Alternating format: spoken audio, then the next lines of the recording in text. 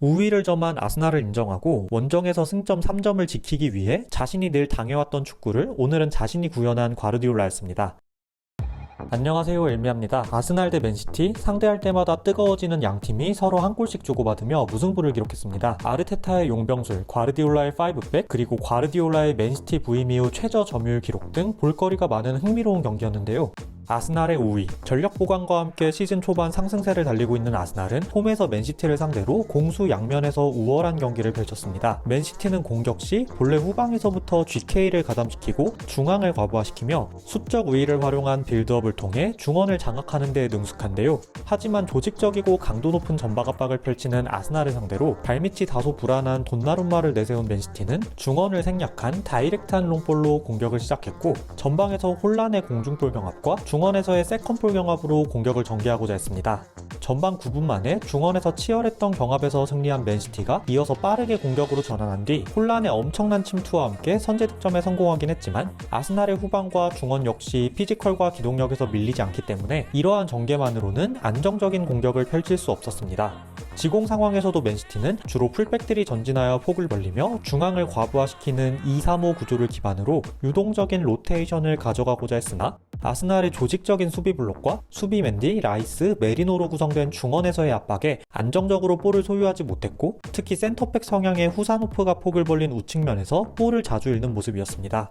반면 아스날은 볼 점유에서 맨시티에게 우위를 점했습니다. 아스날은 루이스 스켈리가 6번 자리로 들어오는 3-2-5를 기본 구조로 활용했던 지난 시즌과 달리 이번 시즌 칼라피오리가 8번 자리로 들어오는 3-2-5를 기본 구조로 활용하고 있는데요. 이로 인해 라이스가 지난 시즌보다 더 낮은 위치에서 빌드업에 관여하며 수비 맨디와 함께 안정적으로 경기를 풀어줄 수 있습니다. 또 칼라피오리가 중원으로 들어오면서 중원 4대3 수적 우위에 의해 발생한 프리맨을 활용하여 아스날은 시티의 압박을 잘 풀어냈고, 여기에 더해 지난 시즌부터 가미된 포지셔닝의 유동성이 이번 시즌 더욱 진해지며 팀의 구조를 고정시키지 않고 선수들이 수시로 서로의 공간을 넘나들며 시티의 압박 구조를 무너뜨렸습니다.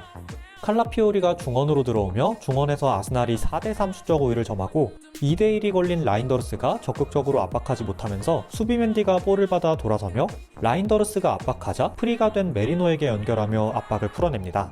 이번엔 유동적으로 트로사르가 중원에 가담하자 후사노프가 미처 따라붙지 못하면서 프리로 볼을 연결받으며 압박을 풀고 상대 진영으로 전진합니다. 아스날은 이러한 빌드업으로 상대 압박을 풀어내며 맨시티를 뒤로 밀어내고 중원을 장악했습니다.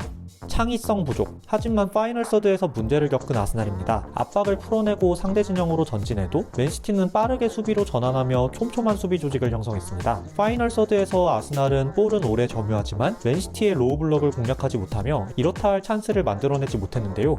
마두에케가 몇 차례 우측면을 흔들어봤지만 마무리가 아쉬웠고, 결정적인 슈팅 역시 돈나룸마의 벽을 넘지 못했습니다.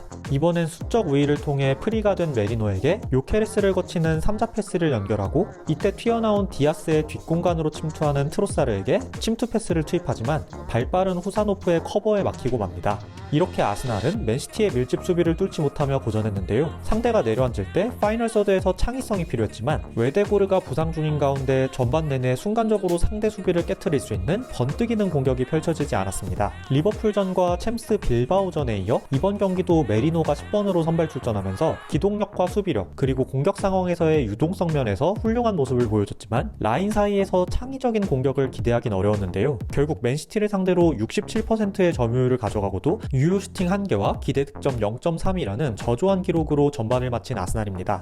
그리고 후반 시작과 함께 변화를 주는 아르테타입니다. 메리노와 마두에케를 빼고 에제와 사카를 투입하면서 공격을 강화했는데요. 이 변화는 성공적이었습니다. 특히 본래 윙어지만 중앙으로 들어오는 플레이에 능숙한 에제를 중원 10번 미드필더로 활용하며 우측 하프 스페이스에서 활약하게 하면서 파이널 서드에서 번뜩이는 장면이 나타나기 시작했고, 부상에서 돌아온 사카 역시 사이드를 활발하게 휘저으면서 경기력이 올라온 아스날이 맨시티를 완전히 누르기 시작했습니다. 과르디올라의 5백, 아스날의 경기력이 올라오며 경기가 밀리자 후반 68분 과르디올라가 변화를 가져갑니다. 포든을 빼고 아케를 투입하며 5백으로 전환하면서 5-4-1 로우 블록으로 완전히 내려서서 자기 지역을 지켰는데요.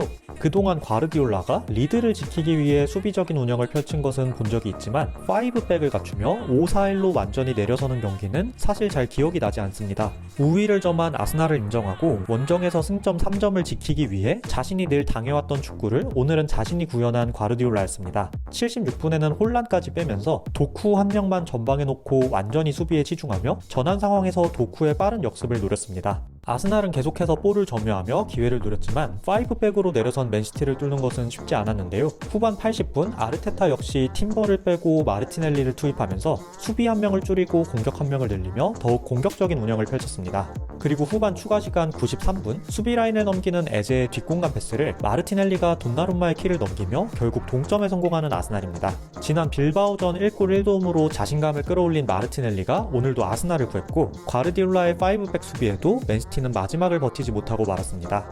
치열했던 경기는 1대1 무승부로 종료되었습니다. 과르디올라가 5백으로 내려선 진귀한 광경을 볼 수 있었고 아르테타는 경기 막판 용병술이 통하며 승점을 챙길 수 있었습니다. 오늘 영상은 여기까지입니다. 시청해주셔서 감사합니다.